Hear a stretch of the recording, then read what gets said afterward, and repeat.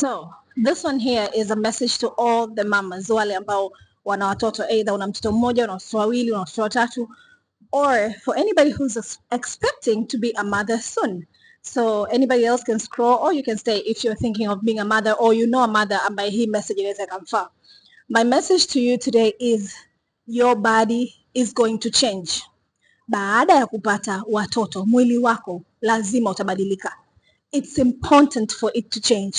I know kuna maybe rafiki yako au kuna mtu namjua ambaye maybe ana watoto wawili watatu, lakini you're like, mbona hajabadilika sana, mbona mwili wake upo vile? No, if you sit down with her ukamuuliza, atakwambia there is no way unaweza ukabeba mtoto wako for 9 months and then ukanyonyesha and go through all that turmoil of being a mother and then mwili wako usibadilike. That is just not something that can happen. Haiwezekani. Lazima utakuwa mbadilika kwenye njia moja au nyingine. If you are C-section mama, mwili wako mbadilika kwa sababu mpata C-section, mwili wako mbadilika kwa sababu mpata stretch marks, mwili wako mbadilika kwa sababu tumbo lako limejifinyanga, mwili wako mbadilika kwa sababu maziwa yako mbadilika, mwili wako mbadilika kwa sababu umegain weight, mwili wako umebadilika somehow, and that is okay.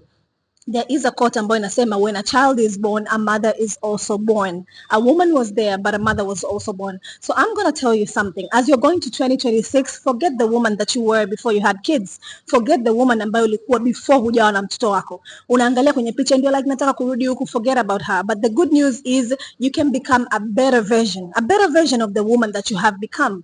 Yule ambaye ulikuwa zamani kabla watoto wako, forget about her. But the good news is I can help you, I can hold your hand and bring out a better version of the woman ambaye ume become right now, a woman that is a mother. So being a mother doesn't mean that you have to look bad. Being a mother doesn't mean you have to be overweight, but it just have to mean kwamba you accept kwamba you are in a new body ambayo ime bring forth with what you had to go through to bring your blessings into your life. That is your gift, you know.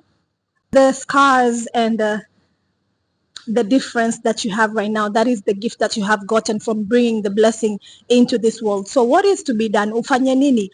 Where do you go from here? How do you change and become the better version? I'll tell you more of that as you join Grupu Letu La Rebirth, where you're going to be born again. You're going to be born again into this new body that is meant for you, this new body that is a grown woman with kids. US in Fitness and Wellness, Fair Fitness, and I'm excited to hold your hand for 2026 to bring forth the woman that you are.